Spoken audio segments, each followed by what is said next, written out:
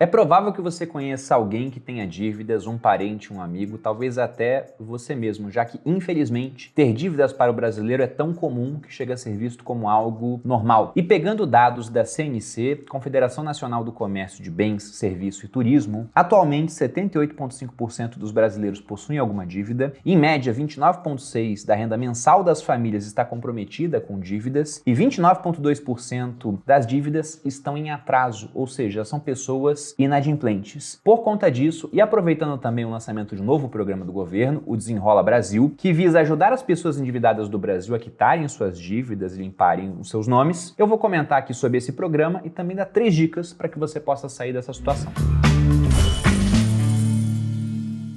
E aí pessoal do Você Mais Rico, quem fala aqui é Bruno Perini, criador do canal, e antes de entrar no assunto do vídeo, eu vou lembrar novamente que no dia 7 de agosto eu abrirei as inscrições para a 22ª turma do meu curso, o Viver de Renda, que tem como objetivo pegar até mesmo uma pessoa completamente leiga a respeito de finanças, investimentos, até mesmo do funcionamento do dinheiro e transformar essa pessoa, ao longo de 8 semanas, em uma investidora de verdade, capaz de montar uma carteira diversificada entre ativos, moedas e até países, investindo aqui no Brasil e no exterior, construindo um patrimônio para que um dia ela possa viver da renda gerada por esse patrimônio. Tudo isso com uma equipe de suporte que responde 100% das dúvidas dos alunos. E para quem quiser fazer parte, há um link aqui na descrição desse vídeo. Espero ver vários de vocês a partir do dia 7 de agosto, na 22ª turma do Viver de Renda. Agora, entrando no assunto do vídeo em si. Vou colocar aqui na tela um gráfico que mostra, ano a ano, o percentual de famílias endividadas no Brasil. E nós veremos que de 2013 até 2018 nós tivemos uma queda do endividamento e depois uma aceleração. Muita gente fala, poxa, por conta da pandemia aumentou-se muito o percentual de famílias endividadas. E sim, mas veja que esse aumento já estava vindo do ano anterior. Em 2019, comparado a 2018, nós tivemos um crescimento bem expressivo, sendo que antes a tendência era uma diminuição. Parte disso até pode ser explicada por uma questão de juros mais baixos naquele período. Já que, por exemplo, uma coisa é fazer um financiamento imobiliário quando os juros estão a 14%, como hoje em dia. Outra é você fazer um financiamento pagando 7% de juros porque a Selic estava em 2% durante o período da pandemia ou em 4% logo antes disso. Se me oferecem crédito a juros tão baixos assim, até mesmo eu que não gosto muito de dívidas, ficaria tentado a pegar aquele crédito. Afinal, tem gente que conseguiu se endividar de maneira inteligente, com um custo do capital mais baixo do que a inflação que a gente teve no período. E comentando disso, eu já aproveito para falar que nem toda dívida que você tem, ela é ruim. Teve muita gente lá atrás que conseguiu financiar, por exemplo, a faculdade, esse é um exemplo clássico, utilizando o FIES com um custo de capital extremamente baixo. Tem pessoas que me procuram em rede social, às vezes falando, Bruno, eu tô na dúvida aqui se eu quito meu endividamento do FIES, que eu tô pagando todo mês certinho, mas se eu adianto isso ou se eu invisto meu dinheiro. E a minha pergunta sempre é, qual a taxa de juros efetiva que você paga nesse empréstimo? E o pessoal sempre surpreende, já teve gente chegando com juros de 4% ao ano, outros 5%, outros 6%. Poxa, para que pagar essa dívida agora se você pode pegar o dinheiro que iria ser usado para pagar a dívida, para quitá-la de maneira antecipada, e você pode investir a juros atualmente de 13,75%. Inclusive, quem pode pegar emprestado a 5% ao ano para investir a 13%, repetindo isso ad eterno, uma hora vai ficar rico. Então essa não é a dívida que é problemática. As dívidas problemáticas são aquelas que têm juros muito altos. E infelizmente a maior parte da população não vai ter acesso a esse crédito que é mais barato. Nem teria como, né? Porque isso está sendo subsidiado pelo governo para algumas pessoas que eles enxergam, acertadamente ou não, o FIES, por exemplo, é altamente discutível, né? Se ele deu resultado assim em termos de crescimento da economia, porque uma coisa é você financiar a faculdade do cara que vai virar médico. Então esse cara ele vai ganhar bem, ele vai atender também uma demanda social. Outra coisa é fazer o FIES, por exemplo, o cara que vai fazer uma faculdade e que depois nem vai trabalhar com aquilo, vai fazer uma outra coisa. Eu costumo dar exemplo de faculdade de trombone, mas nada contra os trombonistas, é porque, poxa, se for pensar, né, no que um médico vai agregar em comparação com outras carreiras como essa, fica realmente uma disparidade. Com isso já perdi todos os trombonistas que assistem aqui o canal, tá? Então foi só um exemplo para que a gente tenha isso em voga. E no gráfico que eu coloquei, a gente vai até o ano de 2022, onde esse número de percentual de famílias endividadas fechou em 77,9%. Só que nós já temos dados até junho de 2023, mostrando que esse número ele continua crescendo. Está agora em 78,5%. Então veja que ele está aumentando com menos velocidade, mas ainda está aumentando. E no momento de fazer dívidas, está muito caro, por conta dos juros altos que temos no Brasil. E por conta desses juros altos, se nós formos olhar nesse outro gráfico, o percentual da renda das famílias, que está voltado para o pagamento de dívidas, está na casa dos seus 30%, o que já aconteceu anteriormente e também em períodos onde tínhamos juros muito altos, como por exemplo 2015, 2016, onde a Selic inclusive chegou a ser mais alta do que ela está hoje. E aí nós temos um ciclo interessante, né? Quando os juros estão baixos, o pessoal se endivida. Geralmente o pessoal pode pegar uma dívida pré-fixada, mas alguns olham lá, poxa, eu tenho a opção do pré-fixado, mas tenho aqui, no financiamento isso aconteceu, uma dívida que é uma taxa fixa bem mais baixa do que a pré-fixada, mais IPCA. Teve gente fazendo financiamento pelo IGPM. E aí quando a inflação disparou, o IGPM disparou, o IPCA também, o que aconteceu foi que a parcela do orçamento da família que estava comprometida com o pagamento da dívida, ela subiu muito. E isso também reforça a estatística que nós temos agora de inadimplência. Como vocês podem ver na tela, ela também está em aceleração. Aqui nós temos dívidas atrasadas por mais de 90 dias. E como eu disse, há dívidas que são mais baratas, que seriam até, entre aspas, benéficas, é pegar um dinheiro por um custo baixo, e há dívidas que elas têm custo estratosférico, extremamente caras. E o ponto é que o brasileiro não só é muito endividado, como ele ainda se endivida mal. Porque se a gente for pegar um dado de maio de 2023, desse total de endividados, 86,8% tem dívidas no cartão de crédito, onde os juros podem chegar até 455% ao ano. E veja bem, usar o cartão de crédito em si não é algo ruim. Você pode consumir agora, pagar só depois, você pode ter cashback em dinheiro, você pode acumular milhas para trocar por passagens ou vender essas milhas para trocar por dinheiro. O ponto é quando você deixa a conta do cartão de crédito entrar em atraso, pagar só o mínimo da fatura,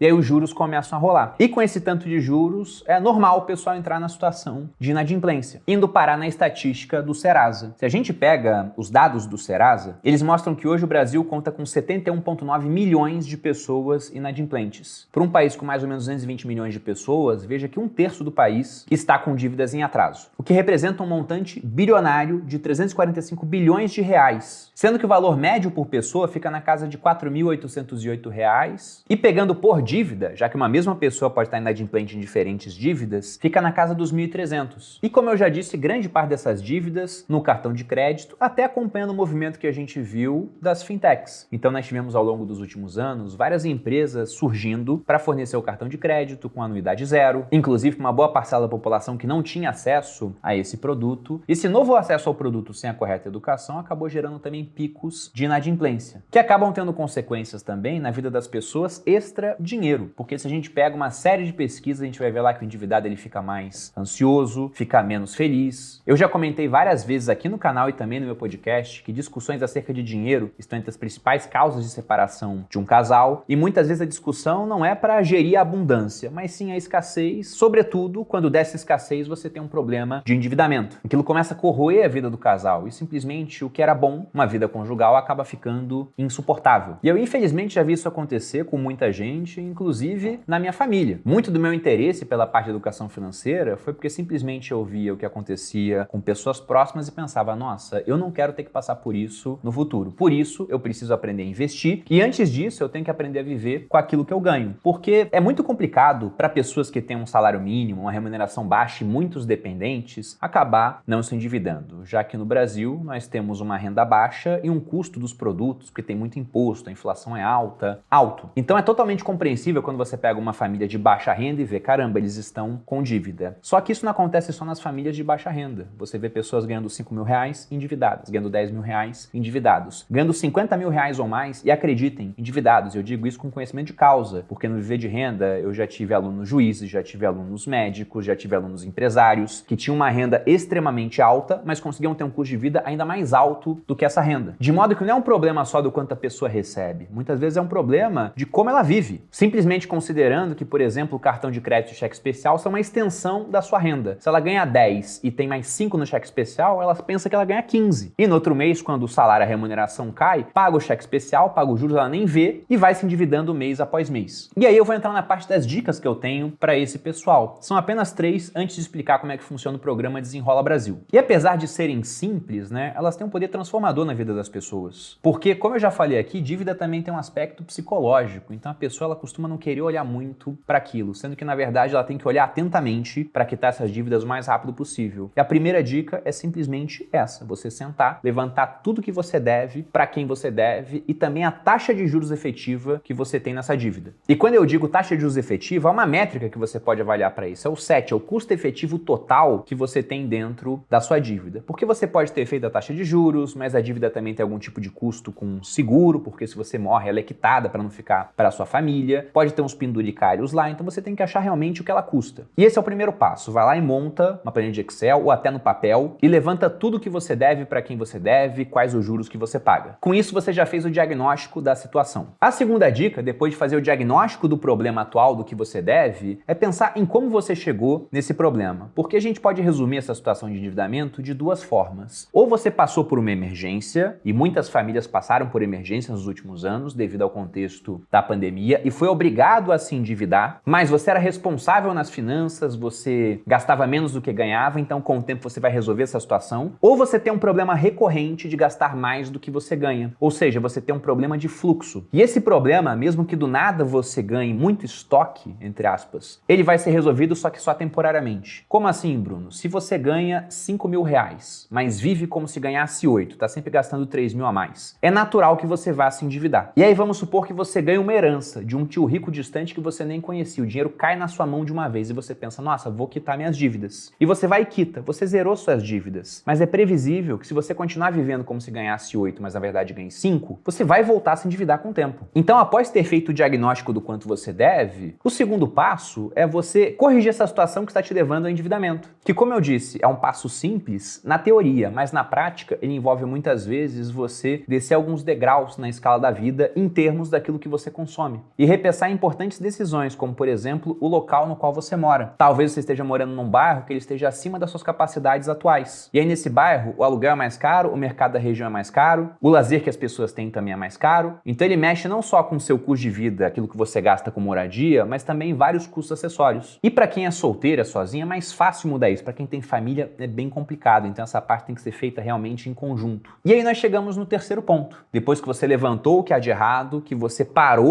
a continuação desse problema ao cortar na própria carne, nós chegamos na parte onde você vai dar prioridade para quitar as dívidas mais caras, inclusive podendo ir atrás de dívidas mais baratas. O que eu quero dizer com isso? Vamos supor que você deve um empréstimo pessoal, você tem dívida no cartão de crédito e no cheque especial. Como o cartão de crédito e cheque especial tem juros muito mais altos do que o empréstimo pessoal, eles são a prioridade. Inclusive, se você consegue fazer um empréstimo por um custo de 3% ao mês, para quitar uma dívida no cheque especial que cresce a 10% de juros ou um cartão de crédito que cresce a 14%, por mais que você esteja fazendo uma dívida nova, é um endividamento inteligente para quitar aquelas dívidas mais caras. Poxa, Bruno, e como é que eu sei que dívida é mais cara ou mais barata? Eu tenho uma regra de bolso para isso. Eu costumo falar que quanto mais fácil o acesso a um dinheiro que não é seu, mais caro ele costuma ser. Então pense no cartão de crédito, já está com você, está na sua mão. É só você gastar a mais e não pagar depois. Aí começa a rolar os juros. Cheque especial já está na tua conta, é só você retirar aquele dinheiro que magicamente ele é seu. Aí depois você pode pegar um empréstimo só entrando no app do banco ou indo no caixa eletrônico. Os juros costumam ser mais altos do que se você senta para negociar com o gerente. Poxa, eu quero um consignado, você tem que mandar documentos provando que você tem fonte de renda, o juro já cai porque você dá uma garantia melhor de pagamento. E por último, tem o empréstimo familiar também. Sei que muita gente tem ressalva em emprestar dinheiro para parente, até porque muitas vezes acaba não sendo um empréstimo, é uma doação. Mas se, por exemplo, você está naquela situação de que você teve uma emergência, você é responsável, sua família sabe disso, você vai lá e procura um parente seu e fala, preciso de dinheiro emprestado, eu vou te pagar, porque eu nunca tive dívida, foi uma emergência, e inclusive eu não quero caridade, eu quero que você me cobre uma taxa de juros, que você poderia estar investindo esse dinheiro. E aí vai ficar de um jeito que é bom para o seu parente, é bom para você também, você consegue dinheiro a juros mais baixos, seu parente vai receber, por exemplo, a mesma remuneração que ele teria um investimento, só que sem o imposto de renda, e ainda te ajuda a resolver essa história. Lógico que aqui há 1000 aspas,